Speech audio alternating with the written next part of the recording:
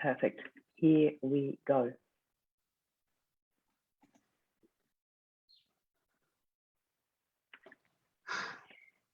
Good morning, good evening, good afternoon, lovely people. I'm so excited to have you all here. And today is a really, really beautiful day for me because not only is the sun shining outside, but we will make it shine in here as well.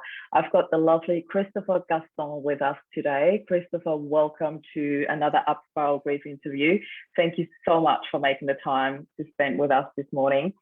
And I always tell a little story before how I come across my beautiful guest here. And Christophor actually made a comment on LinkedIn on somebody's post that I posted on as well or commented on as well. And it really stood out for me. I loved the positivity. There was something around it where I had to comment, and before long we connected on LinkedIn, had a bit of a chat, connected on camera, and I said, I do want to bring you to my audience and share your story because I was really just quite touched by your positivity and everything that you have overcome and how you shine in this world right now. So Christophor, would you do us the honor to introduce yourself quite quickly to the audience before we go into your story? Welcome. Hello, everyone. I'm so glad to be here, Marie. Thank you very much for inviting me, and I'm looking forward to sharing with all your viewers and members. It's a pleasure. So my name is Christophor Gaston, and I am a wellness coach and also a nutritional support coach as well. So I offer a two-pronged approach to life and to just getting through life and really in general. Yeah, that's so beautiful. Like I already had a little bit of a chat to you about nutrition, and we will definitely get to that topic as well later on because it plays such a huge role in healing in our whole well-being. So we'll get there eventually. Bear with us. But before we do, Christophor, I was really, really touched by your story, and I'd really love to share that a little bit. And thank you so much for volunteering to sharing your life story with us because recently you shared a post in our group. I'm going to start with that one about the passing of your parents. Do you mind telling us a little bit about that? How old were you? I saw a really beautiful family picture. Tell us a little bit about your upbringing and your family. Yes. So I'm the youngest in my family. There were 6 of us. So am I. My oldest 5. brother.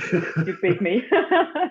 My oldest brother died when I was 17 years old. So that was the first taste of loss that I had in my life.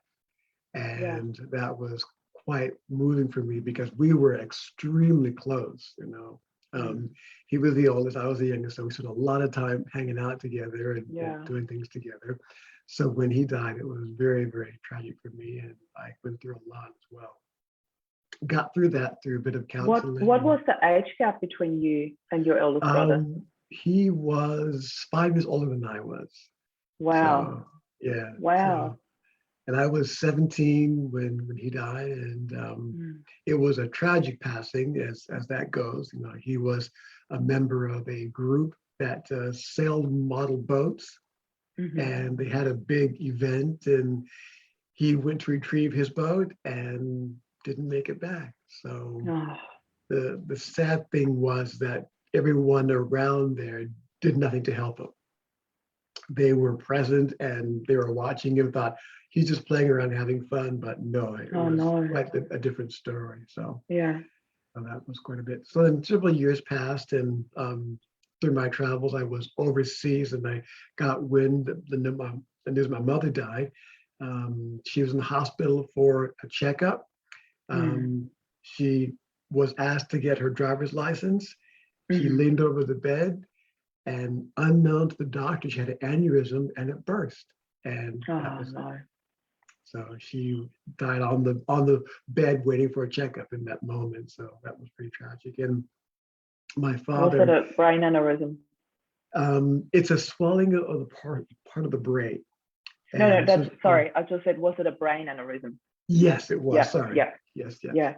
So. Unfortunately, I know exactly what that is because my husband passed from a brain aneurysm. Same thing. So I just didn't articulate that well. Yes, that's okay. So my father moved to Eureka. We were in Northern California, moved further up in California. And in his travels, he had I remember what it was now. the actual medical term has escaped me in this moment because it's That's still with okay. me. But he died. He was taking medication, and it wasn't strong enough. And he had congenital heart failure. So that Yeah. was his initial foray into the heart realm and those challenges.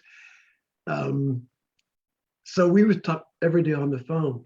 And I talked to him and in my post, I shared that I talked to him one morning. He didn't Yeah. sound quite right. Sounded a little bit tired about something's not right here. So I said, well, do you want me to come home? I can get a flight home and we can, I can take care of it for a little bit. He said, no, I'm fine. I'll be fine, son. I'll be fine. Dad, Typical I said, parent. I I'll love be you for fine. asking, son. Mm. He said, yeah, I'll be Yeah. great. Just take care of myself. So Yeah. a phone call I got a few days later, literally a few days later, was that he passed away. So I had to go back. I went back and took care of his estate and things like that. Yeah. So that was pretty much. So if you don't mind me asking, how old were you at your mom's passing and at your dad's passing? I was 57 at my mom's passing, Yeah. and I was 60. I was 60 at my dad's passing. Okay. So several years in between. I for whatever reason, I thought it was not too many years after your brother's passing, but there was quite some time There in was quite between. a big Okay. gap of time. Yeah. Yes, Yeah. between us both. So between my brother's passing, when he died, I didn't realize how much it impacted me and how much I was holding on to that and what it Yeah. felt like inside until I started going through my own depression. I was extremely depressed and had just a really strong challenge with my depression. I was in the medical society in that system as a client. And if I can share, I just felt that I was just pushed through. There was no warmth, there was no caring, there Yeah. was no real heart of wanting to talk and find out the reason why. It was I went to one appointment and the doctor I was working with spent 20 minutes talking about the system, how Yeah. much it cost, what medications they use, how long she'd been in practice, how long she was in the area. Yeah. And the last 10 minutes, she says, okay, now tell me, how can we help you today? And then I started talking to, oh, I'm so sorry, my time is up, I have to go. Wow. So I just never went back. I thought, Of course. wow, that was really, really tragic. And I thought, how can anyone really recover when they're just pushed through and there's no real care taken to find out the person who they are, to find out what they could possibly use to recover and to get better in their lives. So that was Christophor, if you don't mind me asking, because we've been jumping around with dates a little bit, I just want to know, you said you were holding on to a lot after your brother passed, which I can only imagine, because when we are at that age, 17, you are not quite an adult, but you are at that age where you feel or think that you've got everything together, you can do everything without help and you don't need any help. And very often, just speaking from experience, correct me if I'm wrong, the youngest sibling also thinks, I've got it all sorted, I can do everything, I don't need any help. So how much time lapsed in that whole limbo of emotions building up and emotions being pushed down and not acknowledged till you actually went and got pushed through the system? What time frame are we talking here before you realized that you actually needed help with it? It was about 8 years for me. Wow. It took that long. And I thought, incredible. Well, because I would write, I was a writer. I would journal and write every day and write stories. I thought, I'm getting through this. I'm getting better with this. I'm working it through. Not really. I had to have that conversation. I needed that discussion, that chance to just vent and release what was happening and go through that for myself. And once I did that, then I really began to see that, wow, there's a lot of feeling, a lot of emotion still here, still present. And if I can share, the one process that got me through was we did something, well, finally I got to a good counselor. We did something called the empty chair. And that's where we would just have an empty chair there, and I would speak to that chair as if my brother was there. And that helped me begin to really just emote and let those feelings go of, the sadness and just the depression of why you had to go, and to really just leave those feelings, let them be free for a while. And that really helped me get through. I absolutely love this, because often it is so simple. It's not always easy, but the tools are often so simple, and it just takes one person to introduce us to that tool. And that is a really, really huge topic here in Loving Life After Loss, to have those simple processes in place. But it's not always easy for the person on the receiving end to really open up and receive and allow that in. And we so often talk about this allowing healing. It is so powerful and often so challenging when you're at a space where you just don't know how to open up, how to allow that in. So for those who are going through something like this right now, who might feel early signs of depression or might already know that they have depression, there is always a difference between being depressed and having clinical depression as well. So we are not, I just want to put this disclaimer in here, Christopher and I are not here to diagnose you, but we are here to make you aware and to raise some awareness around what some early signs could be.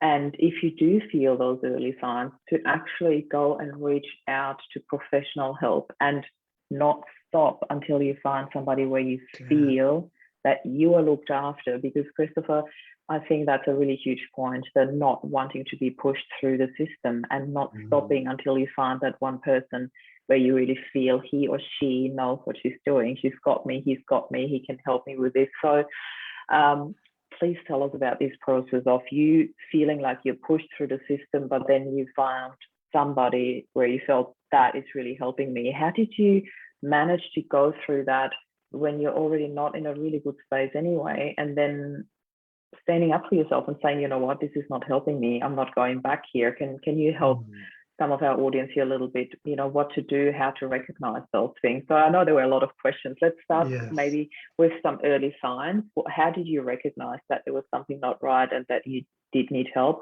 and what helped you to then actually reach out? Thank you for that. My first signs of knowing that I needed some further help was I just felt listless. I had no desire to do anything. I had no motivation to take care of myself or to really look after myself. Everything was a struggle. And I felt like if I could just die, I would just do it, because I just didn't want to carry on. I just didn't want anything else to come at me and give me this feeling of heaviness, this sadness that was a part of me. And I realized did you have suicidal thoughts in there as well, or were you just in a giving up mode? No, these were heavy thoughts of, if I could die today, I'd be happier. I just felt everything was a struggle, nothing was going right. And I felt that in this moment, I don't want it. I don't want anything else to happen. I don't want anything negative to come at me. So I'm done, basically. And I knew that was a sign that I needed to talk to somebody. So you were in your early 20s at that stage, is that right? Yes, early mid-20s, Yes. And I knew writing wasn't helping. I had books of just scrawling of anger and just saying, why? And I knew that I needed something else, someone to really hear these thoughts and to help me organize where they were coming from and get a better handle of how my life was going at that time. I want to highlight what you just said there. This is such a small sentence, but huge. I want somebody to hear those thoughts. This is so big. I want everybody listening to this right now to really take note of that. I want somebody to hear those thoughts. We so need this acknowledgement of our grief. We don't want anybody to tell us, oh, you'll be fine or it'll get better. We want this heaviness to be acknowledged before we can move forward, if that makes sense. Yes, definitely. And once I got that recognition, Yeah. that I needed to hear that or to have those thoughts heard, then I Yeah. just kept asking, I wanted someone who wasn't into any pharmaceuticals. I wanted to find someone who wasn't Awesome. quick to, Yeah. prescribe and walk away. And there was a very small treatment center near where I lived, and it was a fairly new center. And they Yeah. were all natural, they said. And, they said there are no prescriptions and no drugs. And then it was Awesome. clearly a talk therapy system. Mm. And I thought, that's what I want to find. That's That's what I got want my to name go written all over it. to. Yes. That's what I want to hear. So I went in and met with the counselor, and the doctor, his name was Freeman Humphreys. I'll never forget that name. That was very, very powerful for me. We had a good connection right away. He just came and he sat down and he said to me, he said, "You look like you could use something to make you smile." Oh, And I love it. that was, yeah. At that opening, it wasn't like, "How can I help you? Tell me your this." But Yeah, he really invited himself in with that comment, like, that "You can is certainly so make you smile." beautiful. I thought, "Yep, What a you're door right. I opener. I love can." that. And a heart opener. Yes, yeah. Yeah, And that's all it did. It opened me up, and I just started talking. And as we would that's go through, incredible. he That kept even asking, warms my heart, and I don't even know him. That's he, beautiful. he kept asking me to open up. He said, "So where are you right now? What's going on for you right now? And Mm. how can we get through this right now together?" And so he was always asking that, just drawing me through with those very Yeah, soft questions, and yeah. he was very, very helpful that way.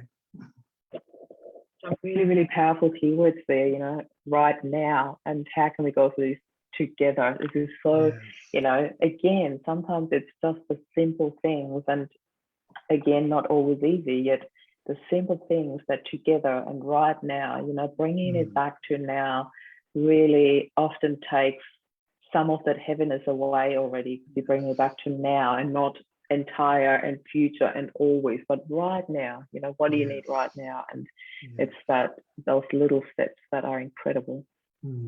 So this beautiful Freeman Humphrey, Yeah. how long have you been with him in counseling, therapy, whatever he offered for you? We spent 3 months together, and Only? Wow. yeah, we met only twice a week for 3 months.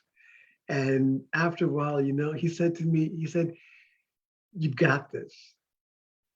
Wow. He said, you've come along and you've released and you're building your toolbox. You've got this.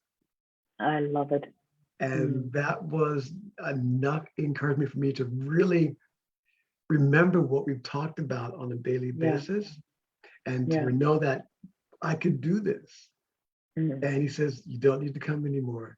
He says, "I'll be here for That's support." incredible. He says, "But you've got this." And I took it to heart, and I really appreciated his. He wasn't really forcing anything. He took his time. He was very, very gentle with his presentation, with his conversations. It is very, very helpful. So I really appreciated that style of empathy and work. So. Yeah.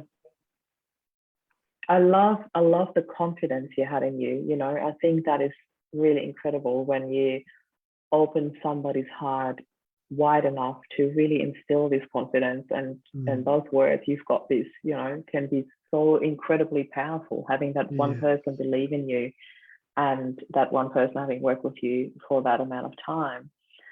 What I'm really blown away by is not just that you had the courage to go, "I don't want to be pushed through the system. I'm not going back there." That is huge in itself, because so many people I talk to have got this wrong sense of authority when there's a doctor involved, that you don't speak up, that you don't say what doesn't feel right for you, and just do what you're told. And it is really incredible how instilled that is in us when you think of that. We are brought up like that, or most of us, I was brought up like that, to respect your elders, and in particular to respect authorities. And when there's a doctor telling you something, then you better do that. And for you to say, "You know what, it doesn't feel right. I'm not going back here because I'm just being pushed through a system. They are not hearing me. They are not seeing me." is incredible. That's really powerful to have that strength and courage to not walk through this. And then to find somebody like Freeman Humphrey to help you through this and really hear you and see you and be there for you in that time, how you needed it the most, and then have this confidence instilled in you. It's incredible. So talk us through, what did you do when you walked out of there? There must have been a real sense of achievement or freedom, or what did you feel when you came out of this? What I felt was I felt different. And I could actually feel a sensation that when I walked in, I was really compressed and really heavy. And when I walked out, I felt expanded. And even the air felt different, and the sunlight felt warmer. And I had that zest for life again. You know, I felt like I wanted to be in life. I wanted to be a part of life again. And I was working at a job in a retail store. I was working for a retail clothing store. And I would drag myself in every day and, you know, and stand around behind the counter and just not talk to anybody. After that, I felt like I wanted to talk to people. And I got out there, started greeting people and saying hi and you know, having more interaction with them. And my coworker, Jack, I worked with, he said, "Man, you're different." He said, "What happened to you?" That is awesome. When other people see it in you, that is such a proof, you know, it's incredible. So I told him, I said, "Look, I got some help." I said, "I was feeling really down and depressed. I got some help." He said, "Good on you, man." You know, so that's beautiful. Yeah. So the support was there, and that just kept me going and kept me focused and really happy. So. And as soon as you speak up to others, you know, it's also, not only do you open yourself up and, you know, let others know and therefore make yourself a little bit more accountable even, but it's like in this beautiful poem by Marianne Williamson, Our Deepest Fear, you know, when you liberate yourself and you automatically give others permission to shine. That's the part of that poem that I love so much. You know, when you allow yourself to shine, you allow others.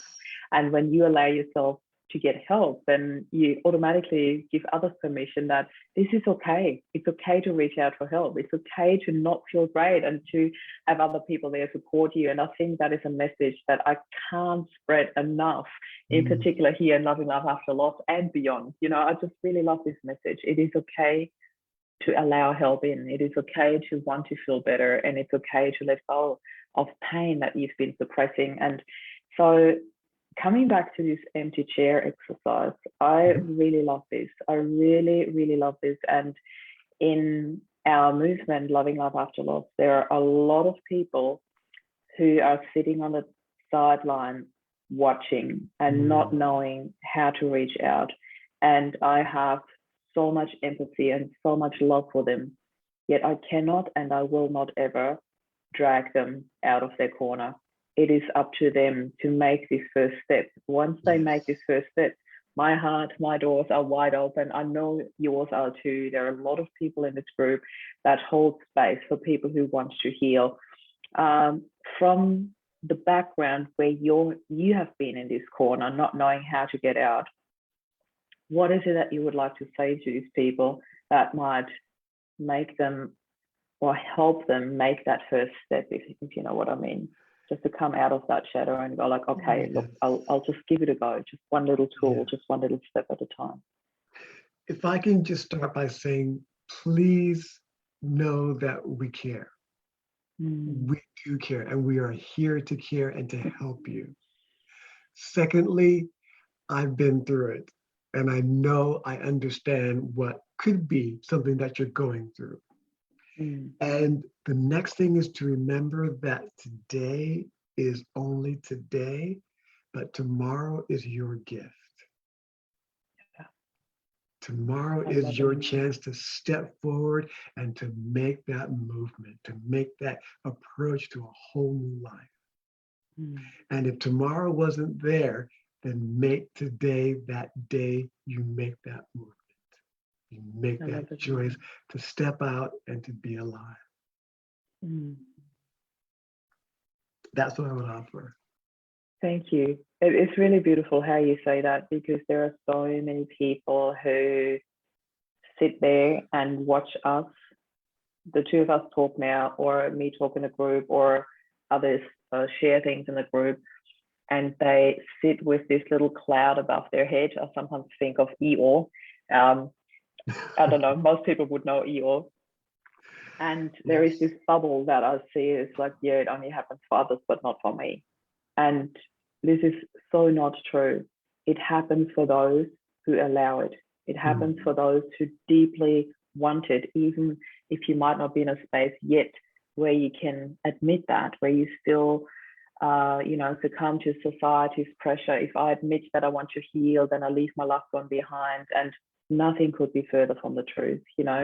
Anyone who has left before us, Christopher's brother, Christopher's parents, my dad, my husband, and so many other people's loved ones in this group here who are sitting on this other side, they would want us to be happy. And I know it's so much easier said than understood, but they really want us to be happy. They want us to have a beautiful, fulfilled life. And I always feel, for me, there was this huge, I'd love to know how you felt that, Christopher. For me, it was like, okay, Rob has passed, yet I still have this gift and I don't want to waste it. And life is such a gift. And I understand that there are times in life where we don't feel like that. Yes. Yet I can promise you, for somebody who's gone through quite a few adversities in life, life is a gift. It really is. And we are all here to hold space for you to understand that there are different pathways, and it's your timeline, it's your choice when you want to come along on one of those pathways to come back to joy, come back to happiness, because I can promise you there'll be a whole choir of angels cheering you on the other side when you just embark on that path before you even get there. So how did you experience that once you had that? Did you often think of your brother, how proud he would be of you for having worked through that, or how did you go with that? One thing I remember my brother telling me when I was younger, he says, no matter where you are, I'll be watching you. Oh, so I love it. What was his name? I didn't even ask you that. Sorry? What was your brother's name? I didn't even ask Benjamin. you. Benjamin, love it. Yes. Absolutely love it. Yes. So once I got myself back in order, so to speak, and began to really move forward, I began to think about it and say, hey, look, I'm doing this, look what I'm doing. I know you're watching me, just look what I'm doing now. So I often felt motivated by knowing that he was there. And we talk about allowing. What is allowing? It's us letting go the fear that if we do something, we're going to lose this person, or we're going to lose this memory. We are open up and just say, I want this to change. I need this to change. We're allowing that energy to melt away from us. And then we can take in the help that we need to really restore, to regain, and relive our lives, to start loving life again, which is the whole idea, the whole goal that we want to do, is love life again and not be in this space of darkness or heaviness. Yeah. I absolutely love it. So, Christopher, that's been quite a journey for you, to lose your brother, to go through those years of suppressing emotions and holding them in, and then realizing this is getting way too much, and just through writing you can't release all of them. It might have taken a little bit of the edge off all the years, but it never really released all of it or allowed it to heal. So I'm just saying this because for those of you journaling, don't stop journaling. Just add the help in that you need. I think journaling always helps taking the edge off. For some people, it goes a lot deeper. And for some people, journaling is awesome and all they need, and others need a lot more than that. So this is not a call out to stop journaling. This is just a call out to really listen to your emotions, what you really feel deep inside, how you handle your emotions. And when you are at a space where you feel like you cannot get on top of this by yourself, do not stop until you find that person where you feel heard and seen in everything that you go through. And I cannot stress this enough. I'm so grateful, Christopher, that you did not stop at that one, that one stop where you felt you were not heard, you were not seen, and you continued your search. So you went through the work with the beautiful Freeman Humphrey, and then what? So you came out, you were like your healing was acknowledged, the work that you've done was acknowledged, was seen by others, which is really, really beautiful. And when and where along the way did you then find your calling within all of that? Well, after I began to open up, I started talking to people and asking them questions like, "How are you doing today?" And I borrowed that question from him, Freeman. Where are you right now? What's going on for you right now? And the more I asked that question, the more people began to talk. And I listened to what they were going through, and I heard what they were going through. And I got more and more feedback that, you're good at this, you should be a counselor because you're really good, And I thought, well, no, I'll just wait. And then I had a friend who had her brother died. And she was really on the edge. And we sat and talked literally for 4 hours straight. Wow. And I didn't try and heal it, didn't try and correct it. I just let her talk, let her go through it. And she said, "You're the first person that ever allowed me to tell that story." Yeah. She said, "What a gift." She said, "That was so amazing." She said, "Thank you so much." Yeah. And I thought, wow, okay. More than that, though, she said, "When I told my story, you didn't stop me. You just let me go." Yeah. And I thought, I wanted to hear what you had to say because that made you in that moment. And once you got through that moment, you found who you really were. You found a new part of you, a new sense of you, because you're not holding what you think we want to hear. You're able to release what is really going on for you. And when you release that, you open up to the real you, the you that's true and not hurting, that loving you. And that made me think I'd like to pursue this further and really learn more skills behind this and then offer this to others because I felt good through my suffering. I like making people, allowing them to feel good through what they're going through, and knowing that there's that space there of someone who's willing to hold the space, who's willing to allow them to be as they need to be, And what a then gift give that them is. tools. Yes. Yeah. To have somebody to just hold space for you. It's really interesting. This is one of the points that we come to in almost every single interview, no matter how different the stories are and the backgrounds and the people who come here and share their stories. And I love this.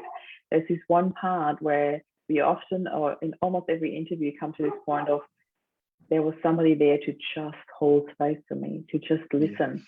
And that is so powerful. It's so incredible.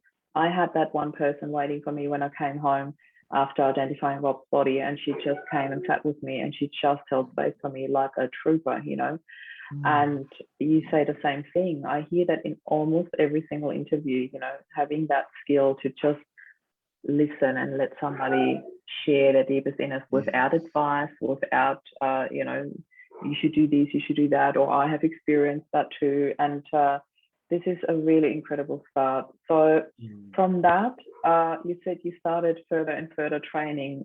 What did you add into your tool belt before you went like, you know what, I'm going to do this for a living. I'm just going to step out there and offer that to the world. I looked at the mental aspect of it, but then in my own studies, my own personal experience, I found that nutrition made a huge part of it as well. Oh my God. I want to bring this in because it's really critical to talk about now because what we eat will affect us in so many different ways. We tie memories to food. Humans tie memories to food. The first time we had ice cream, we were over here. The first time we had pizza, we were with this person. The first time we had chocolate, we were doing this. So our memories for humans relate to food. So if we have a memory of food around the person that has now passed away, what are we doing to ourselves? Are we Wow. reinvesting or re-injecting that memory into us that's holding us more and more down? So our intake, in some cases, can hold us back from really being free and being happy in ourselves because we're holding that memory through our senses. So our intake That's sometimes, incredible. yeah, I've can never be thought about that. I'm just having an epiphany going like, yeah. I mean, that's incredible. we never really realize that how much that we do is affected by our memories and how much emotion we tie to certain things. So if we ask ourselves, for example, why do we have that roast? Well, on Sunday, we always got together as a family and had it. Well, that family's not there anymore. Yeah. Can we do something to create a new memory that we can still hold that person dear, but do something different that will bring about a new aspect of ourselves, a new portion of ourselves, and give us something that's totally different in ourselves. So I absolutely our love it. intake affects our outtake. Okay, how we present ourselves. You know, it's like Yeah. the person watching TV eating bonbons. You know, they always watch TV when the soaps are on. But then the soaps don't come on, but they're having the bonbons because they have that memory. They have that aspect of their mind that if I eat bonbons, the same feeling of watching the soaps. Yeah. So we eat this food and then we have that memory of the person, but it's not a happy one. It's one that takes us back into sadness. So Yeah. we need to really reframe that memory by reframing our intake in what we eat.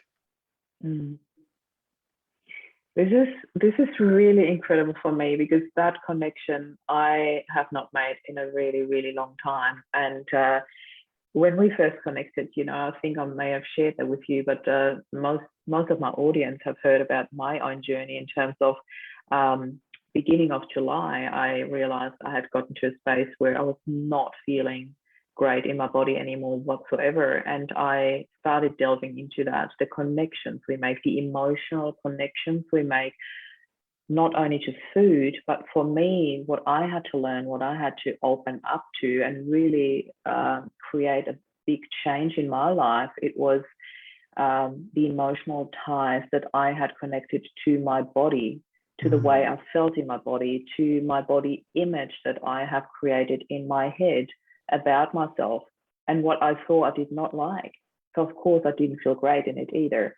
And luckily, due to my background, I'm like, well, if you don't like it, you got to change it. So I got myself a health coach that I work with. And interestingly enough, the first thing we did was not here's your nutrition plan and here's your exercise plan. The first thing we did, and that's what changed everything for me, years of yo-yo dieting, of not checking what's going on, not realizing what I had done. The first thing we did was to create a new identity. Who do you actually want to be? Yes. Who do you actually want to show up as? How do you actually want to feel? How will your children react when you are that person? How will you feel when you are that person? And that's all I worked on a daily basis. And all of a sudden I made all these choices in terms of food and exercise that if you would have told me that before, like literally the day before, I would have gone like, too hard basket, no way, not me. And then all of a sudden this new identity was like, that's easy, of course I can do that, you know. And I was like, whoa. Yes. So that was really quite mind-blowing. But there's something even more to that you shared with me, Christopher, that I'd really like you to share here as well. It's like there are 3 parts to that story. Yes. I'll let you take it away. Yes. We don't realize that we have 3 brains, actually. We have our brain that does our thinking. We have our heart that has a brain of its own. But more importantly, we have our gut. And that has a brain of its own too. So if we take the time to listen and to get a sense of what our brain is telling us, then we begin to make those changes and make those associations to how our food is affecting us, or in some cases, infecting us, okay? Then we can make those changes, we can make those separations, and we begin to rebuild ourselves. It was nice how you were speaking of how when you get a different image of yourself, we begin to pull things together that will help us reframe that image of ourselves. Yeah. And our intake is a major one. I'm not saying diet, I don't like that word. I'm saying intake. Mm. We have to reframe what we I agree. intake. And Yeah. that helps us to really re-evolve ourselves or Yeah. really change ourselves.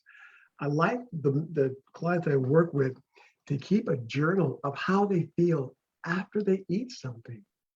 Do you Ooh, nice feel one. lethargic? Do you feel Yeah. energetic? What's your emotion like? Because we sometimes have an emotion without even realizing it until we really Yeah. settle down, go slow a little bit, and get our what's underneath that, get into the feeling of it all. And we find that that little piece of cake or whatever may Yeah. have triggered a memory of this person that has died. And we go back into that God. sense of disease or Yeah. that unhappy feeling in ourselves. So That's incredible. Can I just say something quickly? When you just said that piece of cake, it took me back to when I was 12 years old. The minute you said that, and I had this memory, I'm going to share this quickly, where my mom every now and then would pick me up from school. It was like a 42-kilometer ride to school. I had to catch the train every day. I had to get up early. I was coming home late. I was eating very, very unhealthy at the time when I was 12 because I was always too tired to have breakfast, too tired when I got home. I was always tired. And every now and then my mom would make the trip in the car to pick me up for us to have a bit of one-on-one time because, as I said, there was 5 of us. And she would take me to this cafe and I had that same slice of cake every single time. When I think about eating that now, my mouth starts salivating, but my brain is like, this is not going in my body. Isn't that interesting? yes. And when you said about how does food make you feel, I never wrote this down, but so often when I eat now, I feel the first word that comes up is always nurturing. I love how I'm nurturing my body now with the choices that I make with the food. I walk through the vegetable aisle and take a lot longer. And it's like, ooh, when I choose my colors, and it's like, and it's incredible how that makes me feel. It makes me feel proud. It makes me feel like I'm choosing me. I'm choosing health. Yes. I'm nurturing who I am and who I want to be. And that's incredible. And it's so powerful what you just said, that piece of cake, how it brings back memories of one-on-one time with my mom. But I'd much prefer it now over a salad, the same time with her, but yes. Over a salad, yeah. And Marie, you really hit it there. The purpose of keeping this journal is because we want to be at choice. We need to have these choices. If we're aware of what we're doing and not doing things by rote, day in and day out, we get up, we have a cup of coffee. We get up every morning and then have eggs and toast. Oh, do something different for a change. Have a glass of juice instead. Have some cereal instead. Let that feeling go and check in and see how your body senses. So there's so much more to it that we can go into. But the whole thing is having that choice, having the awareness that, I have this choice. And if our brains are in sync and they talk with each other, we get a sense of what our body really wants. And it's not 8 o'clock, let's have a cup of coffee. Well, my brain doesn't really want coffee. My body wants something totally different. Well, what is it? I have to slow down. I have to tune in and ask my body, okay, what do you want right now? I want vitamins. I want something live, something nutritious. Exactly. So that's what I'm craving now. It's incredible, how that has changed. But here's the same word again, with everything that you have shared today, Christopher, there's this one key word, the listening. Listening to what your body needs. I had to completely relearn that. I really had to, and I wanted to. I chose to. It was so powerful for me to relearn to listen to my body, what my body really craves, and and just to follow that and to know you're doing something amazing for yourself. You're honoring your body. You're loving it, and that's huge. We sometimes get into a point where we do things without thinking. We do things because it's time. But do we have to do it at that particular time? Am I really hungry, or is it because that clock is ticking that way? Yeah, 6 o'clock, we have to have dinner. Exactly. Or am I really, really hungry for this food right now? Do I really want this? So if we really slow down and let our gut brain talk to us, and we listen to it, we change everything. And we're always at choice. We always have the choice. I love that. I want to highlight that. We always have the choice. You know, like in particular in the world of grief, so many people come up with this wrong belief. I didn't have a choice. I don't have a choice. And I always say we need to come back to realizing where our choices are. We always have a choice, you know, and people say to me, but I didn't choose to lose my husband, my brother, my son, whoever we're talking about here. And I said, well, on a spiritual level, that might be a different discussion, but even if you probably did not choose that, you can always choose how you respond to it and what you do with it and who you open up to and who you choose to allow in to help you, to sit with you, to hold space for you, to help you heal through that. And I love coming back to this gut instinct, you know, when we really think about what that means, the gut instinct, the being in tune with your gut brain again, and what a huge role that plays. And I'm getting chills just thinking about it. I get really excited about these things, you know, in particular since I've addressed it myself. So Christophor, tell us a little bit about this alignment between those three brains, really, like that. Yes. Talk us through, how do you work with that? Because you don't address just one area, you really do that holistic. I know holistic is quite overused as a word, but there's no better word to really describe what you do. That holistic well-being, to bring all three into alignment. How do you go about that?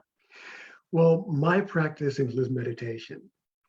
And with that listening, with that slowing down, I'm able to get a sense of what I'm feeling. And when I feel, it's interesting, you mentioned you choose by color. In my meditation, I often get colors.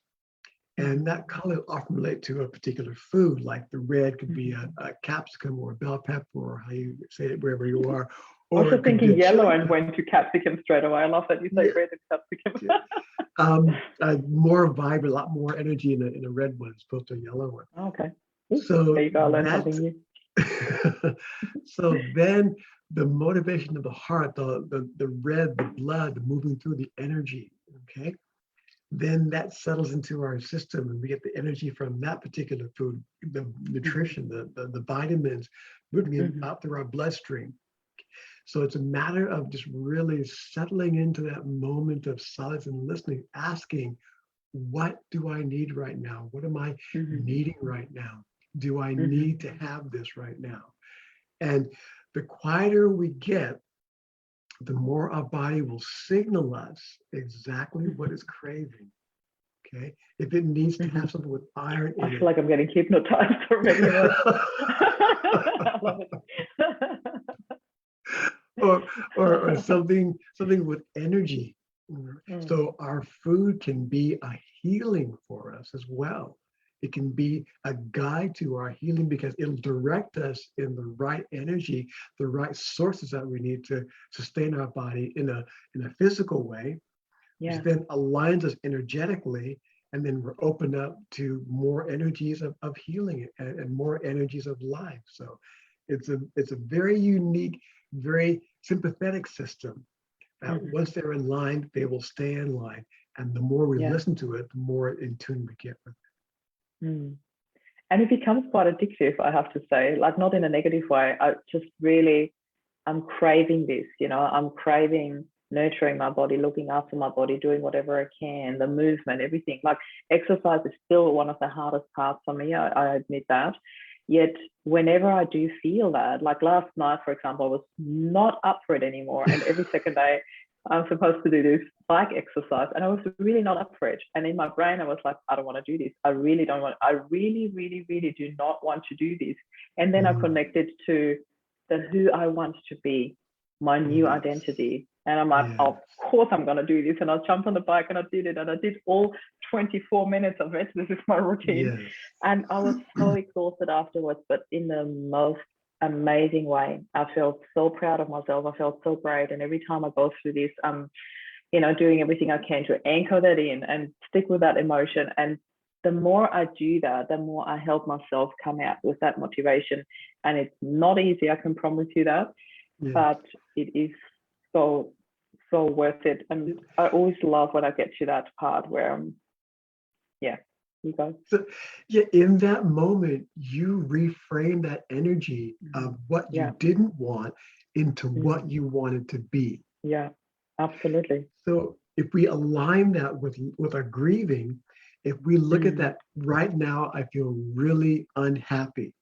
But I want to be happy.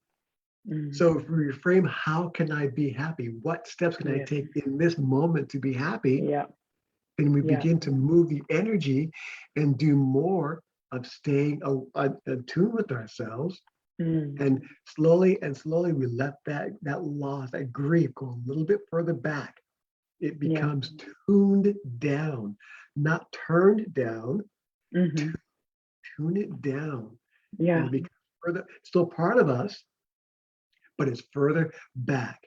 We don't let it go, but we hold it further back. And that memory is still present, but it's not something that has an effect on us. And that's the main thing. So. I love that you just mentioned another key question of mine that I love so much in this whole process. It's the asking yourself, not can I do that, but how? And you just said that, how can I do this? And the how suggests to your subconscious mind already that you can do it. You just need to figure out how. And that I really love. That one tiny little word is so powerful when we keep ourselves up, keep asking ourselves, how can I heal from this? How can I get better? How can I change my life? How can I choose? What can I choose? And this is so beautiful. Christopher, we are almost at the end of our 1 hour. I can't believe how fast it always goes. Time flies when you're having fun. I want you to tell people what is the best way of getting in touch with you. Christopher is in our group, so people can certainly reach out to you via PM, hopefully. I didn't ask you that before. I hope that's okay. But also, I'd really love for you and invite you to share whatever links you want to share in the comments below, whether that be LinkedIn, social media, anything, or website or whatever you have. Please, after the interview, come back into the group and share your links below. But is there anything that you'd like to share, how to best reach out, or any final words that you would like to share with our audience here today? Thank you so much. And some final words. Thank you. Grief is a process. It's not a state. We move through it. We don't live there. And our goal and our blessing through grief to the loved one is to be happy and to honor them with our joy. Our sadness does not make them happy. It makes them hurt. It makes them upset. It makes them feel that they've done something wrong. There is nothing wrong with you or with them. So our happiness is a way that we honor them. So let's move through this grief with blessings, with happiness, with love, and with a love for life. I am so happy that you just shared that. This is incredible wisdom right there, topped with so much love. I couldn't be happier. Thank you so much for sharing that. Grief is a process. It's not a state of being or staying there. So thank you for saying that. I absolutely love it. And thank you for your time. Thank you for everything that you shared. I really enjoyed our talk here. And we will also make a shareable link available for this interview. If you know of anybody who's not in the group, please invite them in or share the link below. I always upload these interviews onto YouTube afterwards. For those who are not in a group, they can actually watch the YouTube link. So many blessings to all of you. Christopher, thank you so much for being here. Have a fantastic day, and we'll chat to you soon. This is Christopher and Marie signing off. Bye for now. Bye-bye.